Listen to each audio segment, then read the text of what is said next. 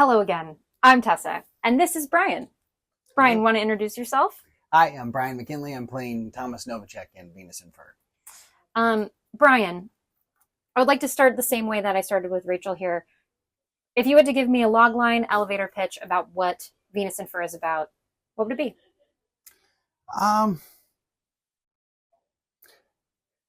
It says it in the play.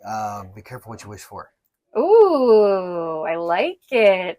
We got a variety of answers between the two of you too. This is fun. Very interesting. So for you, what drew you to this play? You know, what drew you to this part in particular? What makes this play different or stand out to you in a way that made you want to kind of tackle the whole thing? Yeah. I think I got introduced to it years ago. I think everyone in acting class probably, I think maybe to echo what Rachel said, that everyone will take a stab at the first 15, 20 minutes of the play, and then working anything beyond that point in a class setting, it seems a little out of context. You almost kind of, it's like that without could not be. Yes. So if you don't have the beginning, then the middle and end doesn't quite translate. It's got to be a through line. So always intrigued by the swing of the bat that I've always seen like people take at it. And then Rachel and I had worked on it about a year ago, and it just, I knew there was more behind it. And so we sat down. I think it was just the right combination of two people who wanted to kind of go past that initial speed bump and then kind of work on the rest. And, you know, thank goodness, because having brought Amir into the process and all that, he kind of helped to kind of fill in the Mad Libs of it, like the blanks that needed answers. And he's the kind of person that I, excuse me, I find myself continually wanting to stump the wizard, so to speak. Like he knows every single piece of theater that there is. He's an encyclopedia. So, absolutely. And so I'll bring in like a random obscure piece and be like, there's no way he's ever Surely. heard of it. Oh, yes. And then he like pull out his pipe and then pontificate about like how much he knows about it. So that's a little frustrating. But he had a familiarity with this piece and with David Ives as well. Yeah. And thank goodness, because I think it just set us on the journey that we needed to be on. Yeah. So.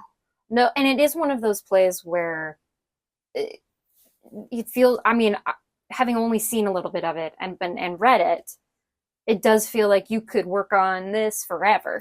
Absolutely. It's a life journey. I mean, it's one of those things where I think that, and the more we've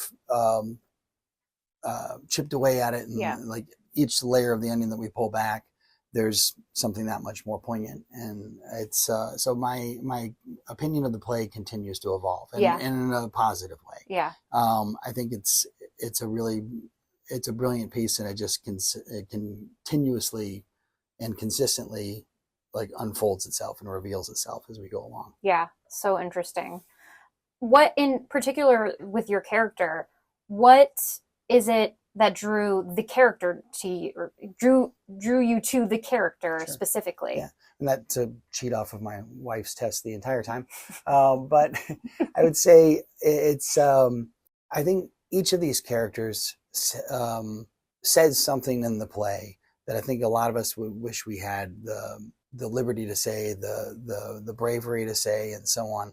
I would say Bryan, I'm a bit more of a pressure cooker, where you set it and it starts to build up, and every once in a while it's like you like release a little bit, and like just like those things get released in small bursts.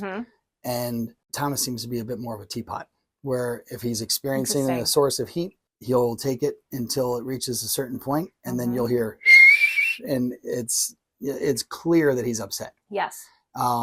So it's nice to be able to kind of take the governor off of that, and to be able to just have a person or a vehicle or a voice that you can kind of communicate those frustrations kind of at a knee-jerk response. Yeah. So he's had a hell of a day. Yeah. He's had 35 firm examples of disappointment prior to Vonda showing up, and the fact that she shows up with the name of the character that I'm casting him, I go, for crying out loud. Yeah. And then no. And then finally she wears me down enough that it's like, fine, just let's get this over with. Let me hear it. And then she just completely turns the tables, and I'm floored. I'm like relieved, but prior to that, there's all these little jabs that he throws out, and it's not something that, like I said, it's not me as a person, but I think everyone has that experience in life where it's like you wish that like you just had the ability to kind of vent in like a like spur of the moment, like type A personality. It comes to mind and you say it. Yeah. And he has a little bit of a righteousness about him, and Totally. And again, I don't want to necessarily pat that on the back, but it's who he is. And yeah, he's also totally. working on a passion piece. So it's like, you know, the fact that he's gotten to this point, it's like, this is the way it goes. Yeah. And he realizes, I think like throughout the play, that the way he thinks that this is how it goes, it becomes later more of a collaboration. Totally. Might very much be against his will that he's thinking this, yeah. but I think it's the lesson that's taught throughout the piece. Yeah. Yeah. So interesting. Well, I mean, I know I said these were mainly going to be softball questions. This is a hardball question that I did not write down. Challenge accepted. Challenge. Great. Perfect. What do you think? I'll just say it the hardball way. Does Thomas like women? Like, does he like, you know what I mean? Like, how, on the scale of 1 to misogyny, where does he fall? At the beginning of the play. From like decent person to rotten bastard. Where am I going? I'm thinking of one I'll say I'm thinking of like one moment in particular that I think is so interesting in the play. Yeah. And I don't know if you know the one I'm talking. Well, you will when I say it. I don't know if you'd guess the one I'm talking about. But when, I won't say who he calls this, but he, you know, calls someone who may or may not be in the play a stupid fucking woman. And it's so arresting when you read it. Yeah. And so like to you I'd love to know like how that moment sort of plays for you. Yeah, for me, I think I had to reconcile a lot of things just because it's on the page and I have to say it. Yeah, totally. And, oh yeah, by the way, totally. I'm so interested in the psychology of the character. For sure. And how it's a really interesting question. I would say he has probably a very misguided opinion of women and the, like, you know, the male female dynamic, and like how I think we're all coached into thinking a certain way. Totally. And some people will, you know, like brush that with like, you know, a certain color or try and kind of like candy coat it or whatever else. But he has a lot of moments where he does not. And yes. Yeah, I don't know if Jerry's on that. I know. On that one still. Like I don't want to say that he's like you know, a full on like Little Rascals like member of the female or the He-Man woman hating club. Yeah, get out. Girls stink. Throw rocks at them. But no, it's I mean, he definitely does pose an opinion, and he's gravitated toward this piece of this 1870s German novel that's essentially like the birth of sadomasochism. Totally. And there's that, and like the Marquis de Sade. Yeah. Like, I've been challenged on that a couple of times of where it actually comes from. You guys should do Marat Sade. Yeah, right? Yeah, exactly. That'd be cool. Bookend this. So I would say that he picked this material for a reason. Yeah, totally. And I think there's also the theme of like hurt people. Yep. And, you know, there's this constant question throughout the play that Vonda poses where she'll say, so is this you? Yeah. And he combats that with, well, you know, why do people think that playwrights, you know, have to be the people that they're writing about? Like, can I just write characters? Yeah. And, yes and no. I think, like, you know, so we write what we know. And, you know, like someone will tell a very like telling story and then say, well, I mean, like, you know, not me personally, but like, you know, just this thing that I cooked up. Totally. And it's like, right, but it came from somewhere. There's an origin in there someplace. But whether it's Kashemski's character being subjugated or put in his place by his aunt, which he very much, and he admits to it, is that he poked the bear. Yeah. And did that happen to Thomas? And that's a question that's regularly asked throughout the play that he never comes out and answers. He never does. And, it's so interesting.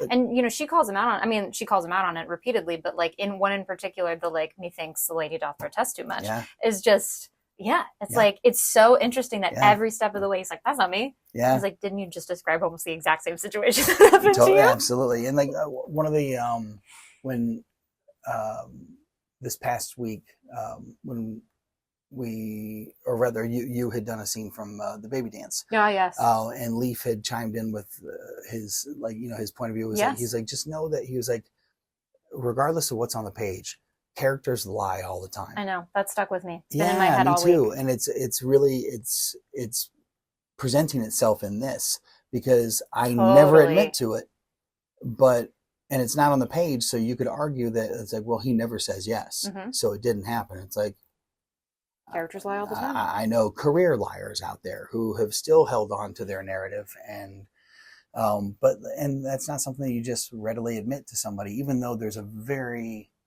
like powerful, intimate exchange between these two characters in the play, and they do find some common ground.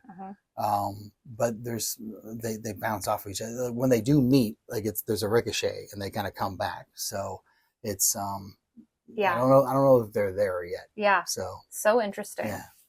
Yeah. I mean, I could talk about this for a long time, but we got to keep moving. Please. Also rehearse. I'd love to talk to you about. I mean, it's probably weird she's in the room, but what's it like working with your wife? It's good.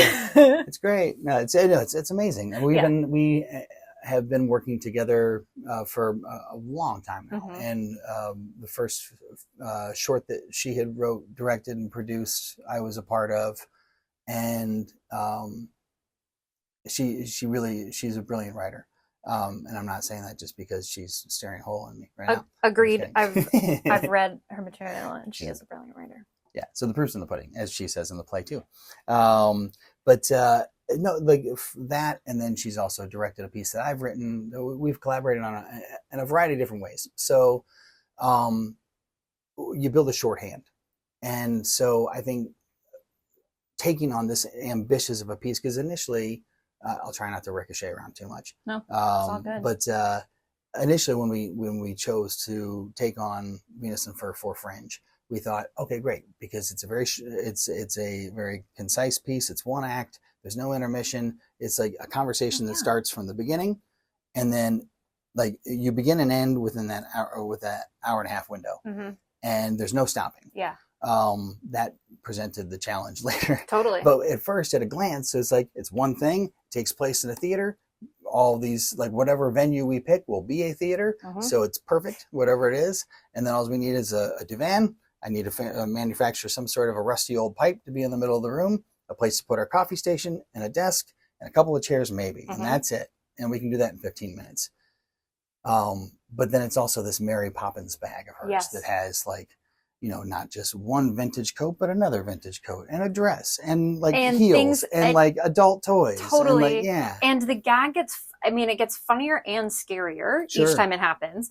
Cause like, I mean, again, this will not spoil anything in the play, but like, you kind of think everything's out of there, and all of a sudden it'll say like, she pulls XYZ out of from nowhere. Yeah, it's like the missing Jimmy Hoffa, like Jimmy Hoffa's in there, and like the missing Watergate tapes, and like it's and it gets like heightened and more heightened and more heightened and more heightened as the danger becomes more real. It's such a cool theatrical device. We found it's just there's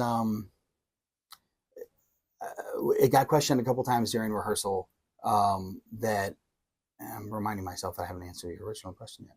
No, I feel like you did. Oh, good. You said you had a great time working with your wife. I did. Yeah, that was the important part. That was the question. Okay. That said, it's interesting that like we started off with a bag that was decent size. At a glance, you wouldn't look at this bag and say this, like the laundry list of items that would fit in there would fit in there. Yes. And they do. And both Amir had brought it up, and like at one point I was like, is this all gonna fit? And she said, it's gonna fit. And it did. But like, it's like Narnia. Like you feel like you're reaching into the wardrobe. Totally. And it's like you're how big is this bag? I can't wait to see. Oh my I'll leave that. It has no bigger than a bread box. To its depth. Yeah, indeed. Yeah, I mean, I can't wait to see, because I was gonna say like, did you guys have to like put it on a block with like a fake back so that people can be shoving things in from behind? It's just the infinity scarf that just keeps coming out. Totally. But, that's fun. Okay, I'm excited to see the bag. I should have asked you about the bag too. No, remarkable. Come back. There we go. Have there been any like a couple questions that I also asked Rachel, like Any moments in particular that stand out to you from the rehearsal process as like an aha moment? Yeah, like so Amir is very much an advocate of stillness. And I just standing here, I'll Mm-hmm. shake like an old car going I uphill mean, on bad I'm gas. being Yeah, like, Tessa, exactly. stop fidgeting with this. Like It's there's going to be something. driving Yeah, people totally. crazy. I'm like, yeah, like there's a fidget spinner off camera. But yeah, like I've I've just been like a very physical and animated speaker, Mm-hmm. and sometimes I think a lot of people can relate to that. But um, there's real comedic gold in just kind of standing there and taking in information. And especially with like at the very top of the play, she just like bursts into the Like room a hurricane. and like taking that in, it was a little bit of an organ reject at first for me because I was kind of like, there's a part of me that just wanted to be like, oh my gosh, oh, like, Mm-hmm. like, and I wanted to physicalize like the fact that I'm watching this person come in and like disrupt everything. But he made it very clear that it was like, it's so much funnier if you just stand there and go, Interesting. and just take it in, so that when I do finally speak, that this is the response that I've cooked up while all this is the only thing that could possibly have come out of my mouth. Yes. After she's come in the way she's come in. Yeah. So that was interesting. And then just I think we take for granted sometimes like having like a lot of rehearsal time in space. And when you don't, for me, it's always been like, not that you have a blueprint that you stick to 100% the entire time, because one of the joys of theater, I think, is that it can go any number of ways any night. The liveness of theater. Yeah, it's always a different show, even if it's the same words, if it's the same thing. But like, there's a comfort in knowing that like I'm standing here like over by the coffee maker and I say this, and like that kind of tells me where I'm at. Mm-hmm. And it was a little harder, especially with the expedited schedule that we had to kind of get this all put together, to do that without having that sort of security blanket or that safety net. You're just kind of walking the tightrope, and like it's like, well, the net's not there, so hope to God I don't fall. How many rehearsals did you guys get in the space itself? Maybe like 10ish. Okay. In the physical space itself, less than that. In the actual like at the Broadwater, maybe like 5 or 6, if I'm remembering right. But otherwise, we rented a couple of other spaces like in town that were just available. And plus with Fringe, there's 400 and some odd shows going on. So everyone's booking space. Everyone's got a tech. So it's like, it's just, you're kind of crawling over the top of each other just to kind of get rehearsal space. It was, I went to a Fringe show a few days ago, and it was the first one I had seen this Fringe. And it was the aliveness of even just like the whole block was very cool. It's very cool to see everybody, like so many people out specifically for theater in Los Angeles at one time. 100%. Like the fact that it's hard to find a parking spot is like great. That's I mean, sorry to everyone who can't find a parking spot, but like great. It's very exciting to have people out seeing theater in LA. I will say this to everyone out there in the world of Fringe that's coming to see our show and all the other shows. Plan around it. Get there early. Go like find like a restaurant that's in your area, grab a bite to eat, and then walk instead of run. Yeah, because even the sidewalks I was like, the sidewalks were crowded with people. And if it's a good show, then like you got people around, around the block. So and then it just makes it a little easier if everyone's just kind of like that, no one's sprinting in, because it would be. It'd be a shame if someone like definitely made the the point of buying a ticket early and whatever, and then like you end up spending 20 minutes circling the block, trying to to come in and enjoy. And ours, for example, it's like if you miss the first part of it, you kind of miss the show. You need that beginning. Don't miss the beginning. That's right. I wish I had like a bar or a restaurant to plug, but I don't. Go to insert bar or restaurant. Any good, and by good I mean bad, embarrassing, whatever moments from rehearsal, a la falling off the divan. Divan.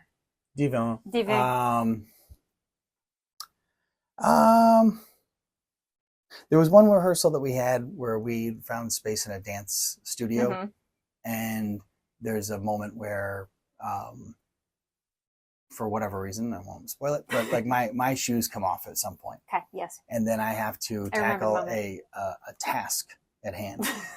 And while I'm accomplishing said task, it's already hard enough.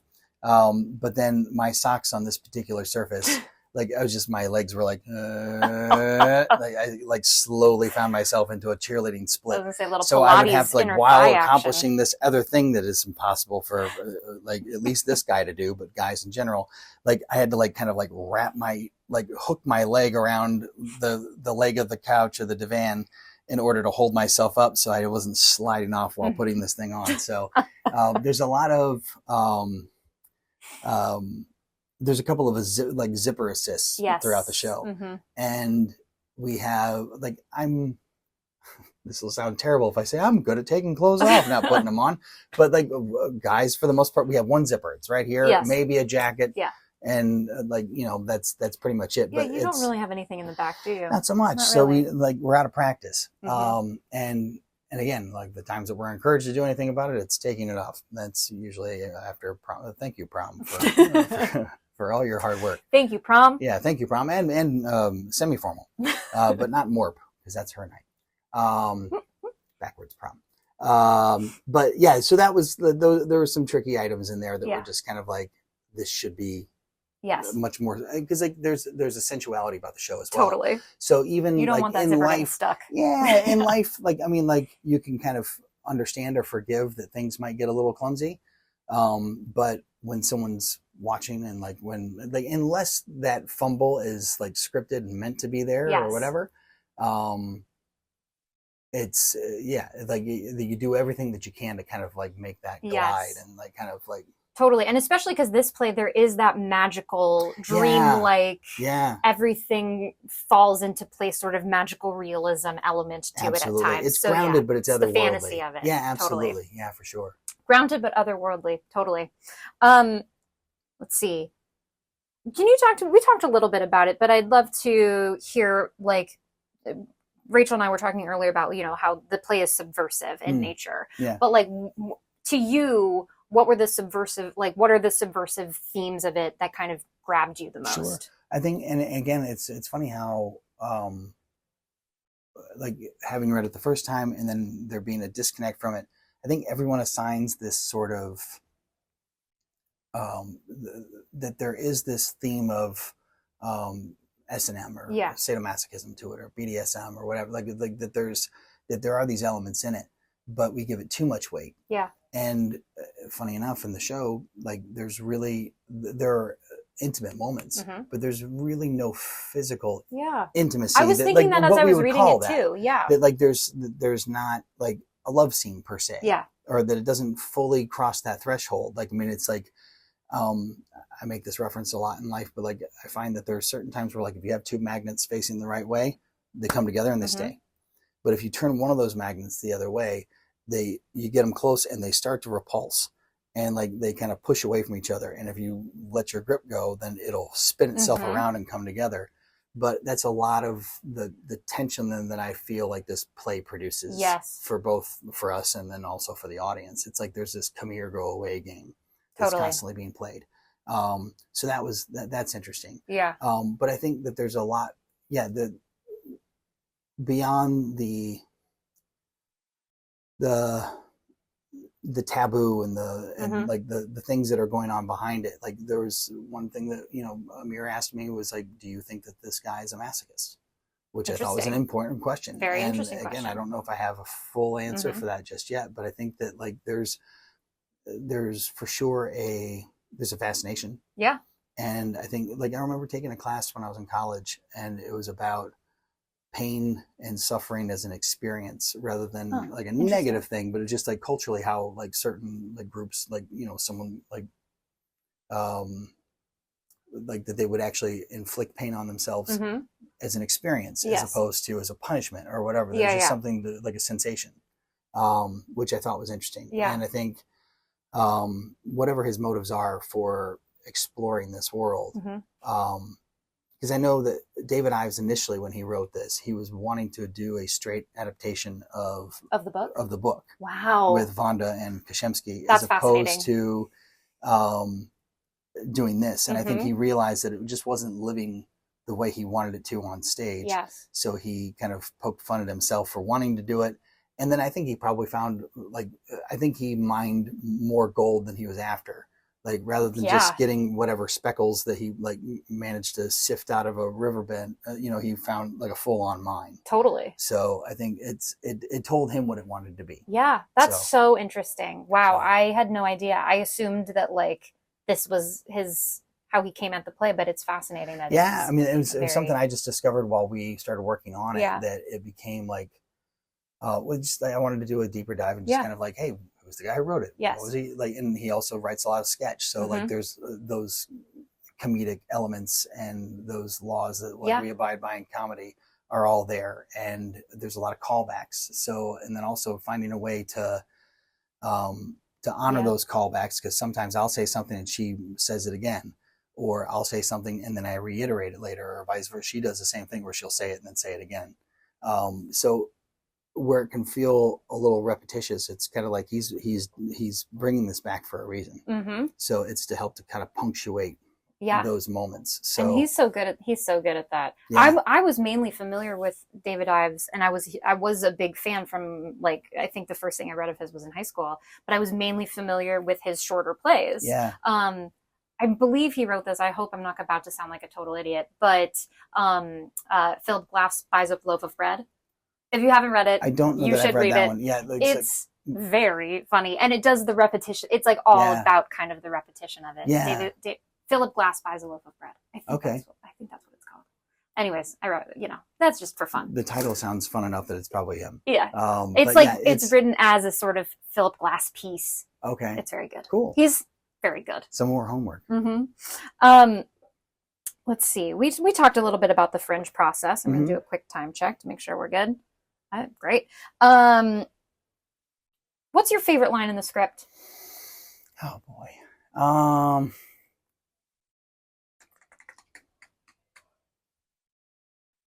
I don't know why. It's not necessarily don't judge me. But there, like, she asks several questions, and it's at a point where he's very frustrated and just wants to leave. And then she keeps kind of chiming in with this idea of like, oh, one more question, oh, one more thing. And she asks one more question like 10 more times. And there's a part where she says, so there's this quote on the on page 0 or whatever. And like, I think for whatever reason, I've kind of assigned it as like a tipping point for me, where he just goes, the epigraph.